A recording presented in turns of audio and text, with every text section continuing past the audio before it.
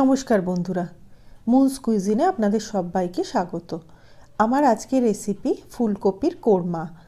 Chicken মাটনের কোরমা তো আমরা খেয়েই থাকি, তবে অনেকেই আছেন যারা মাংস খান না, আবার অনেকেই সবজি খেতে পছন্দ করেন। তাই তাদের জন্য রইল মাংসের মতো রাজকীয় স্বাদে ফুলকপির কোরমা।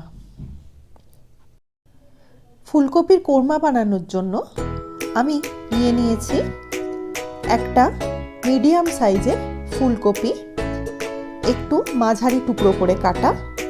ফুলকপির নিচের দিকে যে ডাঁটাগুলো আছে সেগুলো আমি একটু কেটে দিয়েছি, কারণ এগুলো একটু শক্ত থাকে, সেদ্ধ হতে বেশি সময় লাগে। এবার একটা কড়াইতে বেশ কিছুটা পরিমাণ জল নিয়েছি, তাতে দিয়ে দিলাম 1 চামচ নুন।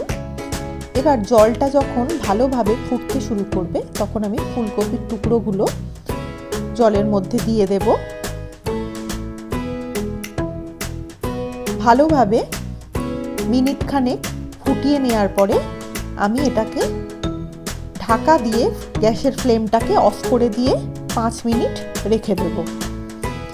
5 মিনিট বাদে জল থেকে আমি কপিগুলো ছেঁকে তুলে নিচ্ছি। ফুলকপিতে অনেক সময়ই নোংরা এবং পোকা থেকে থাকে, এভাবে গরম জলে একটু ভাপিয়ে নিলে পোকা এবং নোংরাগুলো চলে যায়। এবার কড়াইতে আমি দিয়ে দিলাম বেশ কিছুটা পরিমাণ ভেজিটেবল অয়েল। এবার দুটো মিডিয়াম সাইজের লম্বা লম্বা করে কাটা পেঁয়াজ আমি ভালোভাবে লাল লাল করে ভেজে বেরেস্তা বানিয়ে নিচ্ছি। বেরেস্তাটা বানানো হয়ে গেলে আমি বেরেস্তাটা তুলে রাখলাম এবং এক্সট্রা যে তেলটা কড়াইতে রয়েছে সেটা আমি তুলে রেখে দিচ্ছি। 3 টেবিল চামচ মতো তেল আমি এর মধ্যে রেখে দিয়েছি। এবার ওই তেলেই মিডিয়াম ফ্লেমে আমি কপিগুলো হালকা সোনালি রং ধরা পর্যন্ত একটু ভেজে নেব। খুব বেশি লাল লাল করে ভাজার দরকার নেই। একটা মিক্সার জার নিয়েছি, তাতে দিয়ে দিলাম 2 মিডিয়াম সাইজের পেঁয়াজ টুকরো করে কাটা আর 2 কাঁচা লঙ্কা। এটার একটা মিহি পেস্ট আমি বানিয়ে নিয়েছি। কোরমা জাতীয় রান্নাতে কিন্তু ঝাল বেশি হয় না, তাই ঝালটা অল্পই দিতে হবে। এবার কড়াইতে দিয়ে দিলাম আর 2 টেবিল চামচ মতো ভেজিটেবল অয়েল আর দিচ্ছি 2 চামচ ঘি। কোরমা জাতীয় রান্নাতে কিন্তু ঘি মাস্ট, তাই ঘিটা দেবার চেষ্টা করবে। এবার তেল আর ঘিটা ভালোভাবে গরম হয়ে গেলে ফ্লেমটা মিডিয়ামে রেখে আমি এর মধ্যে দিয়ে দিলাম 2 তেজপাতা, 3টে এলাচ, 3টে লবঙ্গ, 1 টুকরো দারচিনি আর আধখানা জয়িত্রী। দিয়ে দিলাম 1/2 চামচ গোটা গোলমরিচ। সমস্ত ফোড়নগুলো মিনিট খানেক একটু লো ফ্লেমে নাড়াচাড়া করে নেব। সুন্দর গন্ধ বেরোতে শুরু করলে এর মধ্যে দিয়ে দিচ্ছি পেঁয়াজ আর কাঁচা লঙ্কার পেস্টটা। মিডিয়াম ফ্লেমে এটাকে ভালো করে আমি একটু কষিয়ে নিচ্ছি। দিয়ে দিলাম 1/4 টিস্পুন কাশ্মীরি লঙ্কার গুঁড়ো। এটা দিলে রংটা খুব সুন্দর একটা সোনালি রং হবে কোরমায়, এবং রংটাও সুন্দর হবে, ফ্যাকাশে দেখতে লাগবে না। সবটা একটু ভালোভাবে কষিয়ে নিচ্ছি। দিয়ে দিলাম 1 চামচ আদা বাটা, 1 চামচ রসুন বাটা। আদা রসুনের কাঁচা গন্ধটা চলে যাওয়া পর্যন্ত আমি এটাকে আরও মিনিট 2 সময় ধরে কষিয়ে নিচ্ছি। এবার দিয়ে দিচ্ছি 1/3 কাপ ফ্যাটানো টক দই।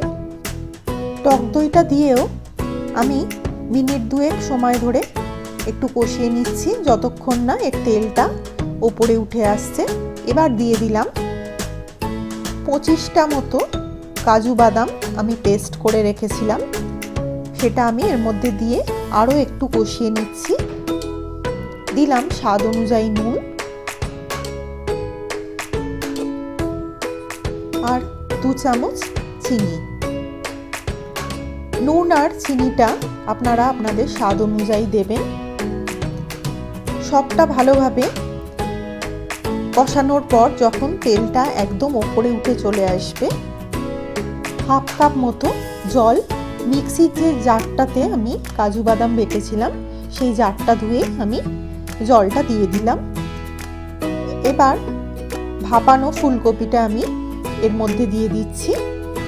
এবার ফুলকপির সাথে সমস্ত মশলাটা আমি মিনিট 2 সময় ধরে কষিয়ে নেব।